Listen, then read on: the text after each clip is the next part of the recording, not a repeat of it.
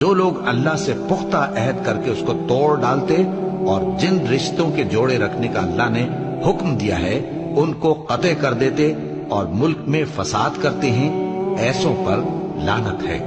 اور ان کے لیے برا انجام ہے۔ اللہ جس کا چاہتا ہے رزق فراخ کر دیتا ہے اور جس کا چاہتا ہے تنگ کر دیتا ہے، اور کافر لوگ دنیا کی زندگی پر خوش ہو رہے ہیں اور دنیا کی زندگی آخرت کے مقابلے میں بہت تھوڑا سامان ہے۔ اور کافر کہتے ہیں کہ اس پیغمبر پر اس کے پروردگار کی طرف سے کوئی نشانی کیوں نازل نہیں ہوئی؟ کہہ دو